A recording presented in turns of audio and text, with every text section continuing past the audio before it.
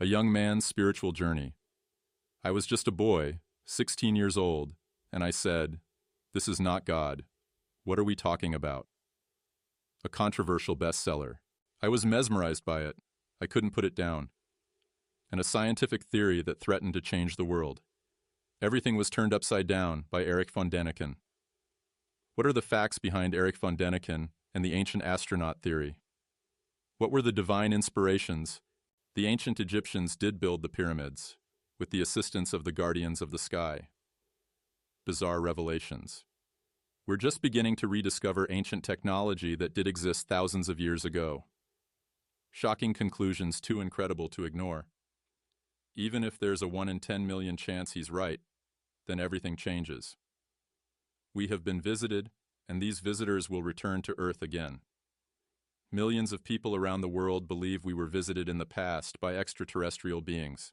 What if it were true? Did ancient aliens really help shape our history?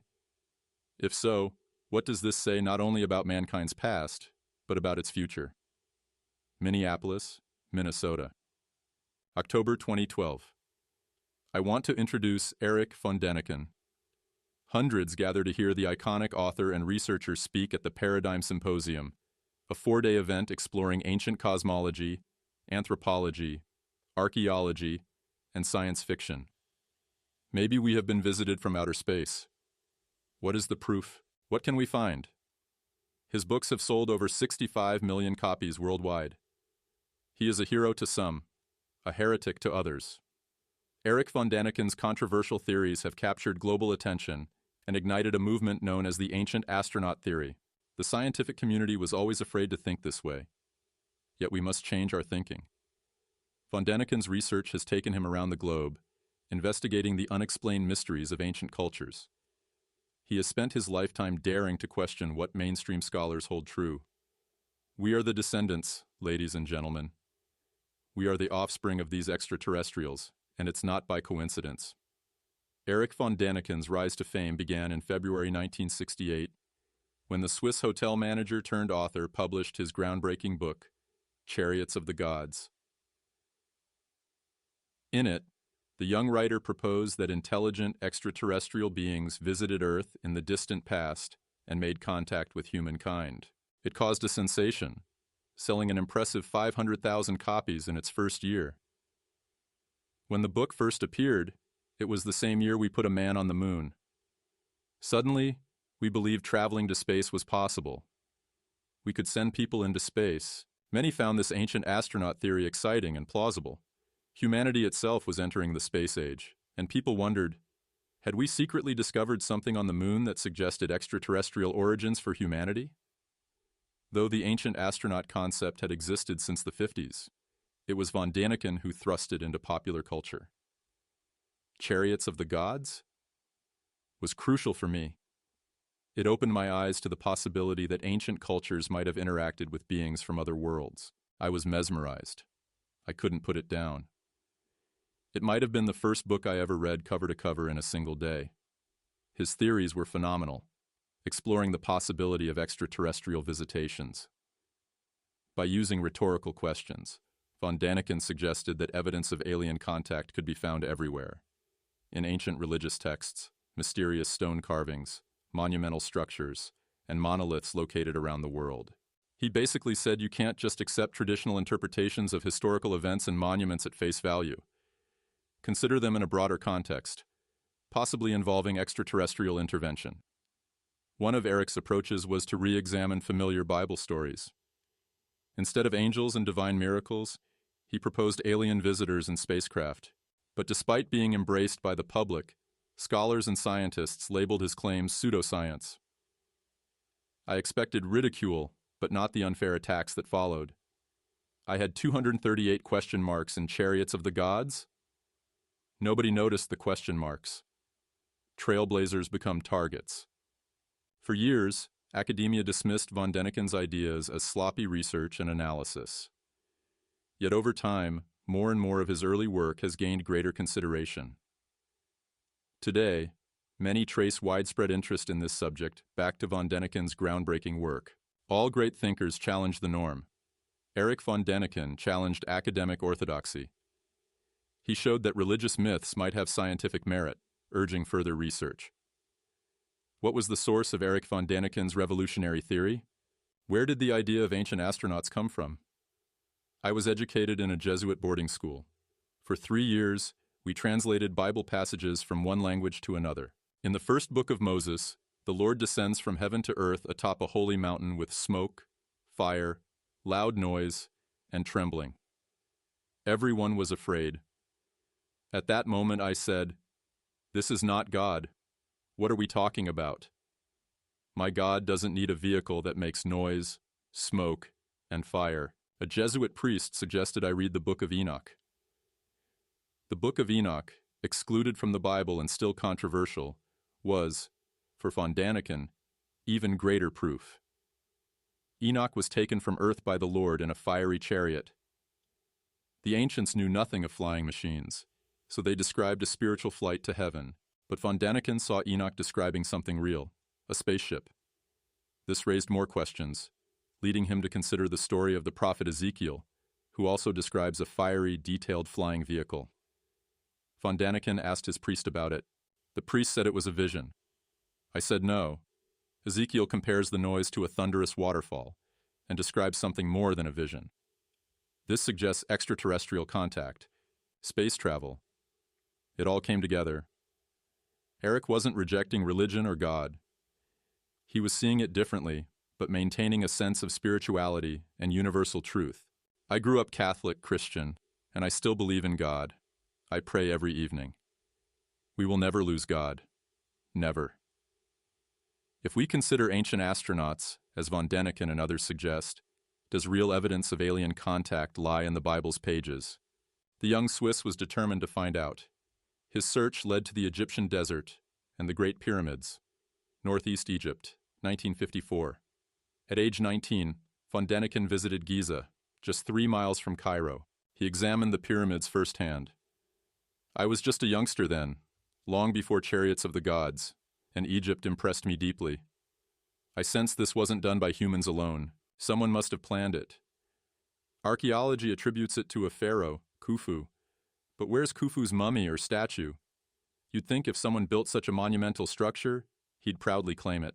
But the Great Pyramid is complete anonymity. The Great Pyramid intrigued the ancient alien theory for many reasons.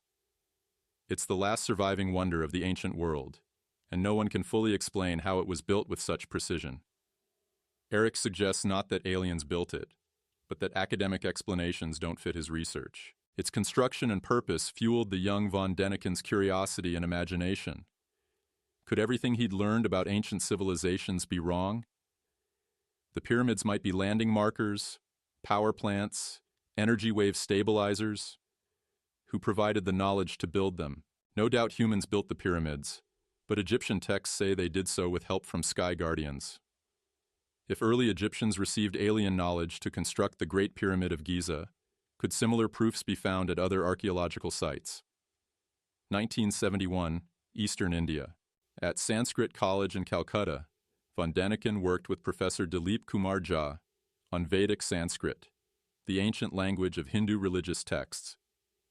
The professor's modern translations of ancient Indian texts revealed gods who traveled from heaven to earth in flying machines called vimanas.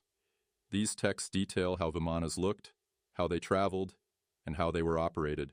For Erich, these vimanas were real nuts and bolts craft, the vehicles of ancient astronauts. India, he realized, was a treasure trove for the ancient astronaut theory. Towering stupas and vimana references throughout the Hindu world raised the question, where did stupas' forms originate? Another von Daniken contribution was focusing on India's ancient civilization, which few had seriously examined for extraterrestrial connections. He found alleged replicas of vimanas in architecture. Countless temples represent flying objects they saw in the sky. Vedic texts describe aerial battles and advanced technology from thousands of years ago. Are we rediscovering ancient technology that once existed? Ancient texts worldwide talk of flying vehicles. Erich connected them. Gods weren't just flying freely. They needed spacecraft. Chariots of the gods. Enoch wrote of sky guardians who had sex with humans, producing giant offspring. Extraterrestrials and humans intermingling? Von Daniken concluded. We're hybrids of an alien race who jump-started our civilization and gave us intelligence. Homo sapiens existed 250,000 years, but only in the last 50,000 did we leap forward, building civilizations. Science never found a missing link. Maybe it's as ancestors said, we were made by gods, extraterrestrials. If advanced intelligences visited Earth, tinkered with genes, and shaped life, maybe modern humans are their genetic creation. Imagine all our knowledge, astronomy, math, engineering, writing, brought from heaven by gods. If even a tiny chance Von Daniken is right, everything changes. Chariots of the gods ignited debate and speculation, giving Von Daniken global access to seek answers. He traveled to South America, to the ruins of Puma Punku in Bolivia's Tiwanaku. In 1968, no archaeological work was done there yet. At Puma Punku, he found lost high-tech evidence: laser precision drill holes, vitrified stones, impossible without high technology, interlocking H-blocks carved so precisely they fit together like prefab pieces. Legends say the gods built Puma Punku overnight. This could have been an extraterrestrial base camp. Could Puma Punku be an alien base camp from the distant past? The magnificent stones confirm advanced methods. Convinced, Von Daniken continued to Mexico's Chichen Itza. There in 1969, at El Castillo Pyramid, he learned of beings called Kukulkan, feathered serpents descending from the sky. The pyramids aligned with equinox shadows forming a descending serpent. A message encoded: Kukulkan visited Earth and will return. It's a central Von Daniken achievement, highlighting crucial details. He then explored the Mayan city of Palenque and the sarcophagus lid of Lord Pakal. Pakal appears as a man in a rocket, manipulating controls. An ancient astronaut? Another of Von Daniken's main chariots of the gods examples. After publishing Gods from Outer Space in 1970, Von Daniken found himself in conflict with traditional science and religion, a tough battle for one man. For over 4 decades, Von Daniken never stopped searching for mankind's otherworldly origins. He hopes society takes this proposition seriously, but insists it's no new religion. The last thing he wants is a new faith built on his ideas. A small but growing number of ancient astronaut theorists have expanded and refined his work. Conferences draw curious crowds. This is a significant time to shift paradigms. We're not alone. In time, even skeptics consider the odds of life in the universe. Billions of planets. If we can go out there, they can come here. We must remain open to the possibility. Many, inspired by Von Daniken's questions, check sites themselves. His questions motivate exploration and open minds, challenging history's clarity. There are still huge question marks. He was first to say, it's possible ancient astronauts visited Earth. Now a skeptic's world changed as we find thousands of exoplanets. Life elsewhere is likely. Everything is possible. Von Daniken's biggest point: keep asking questions. Scientists have tunnel vision.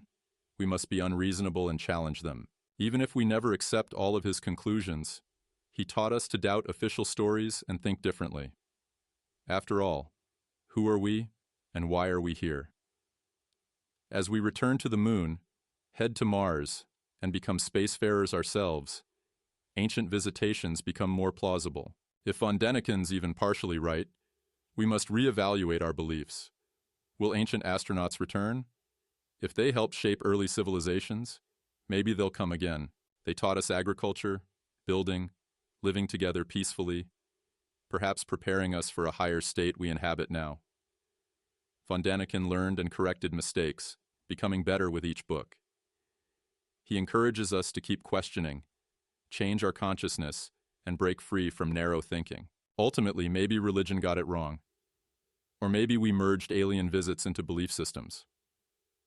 One truth: humans consider themselves the pinnacle of life, but we must realize we're just one part of a grand cosmic tapestry. We've been visited, and it continues. They will return.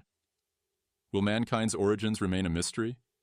The answers may lie before our eyes, across the globe.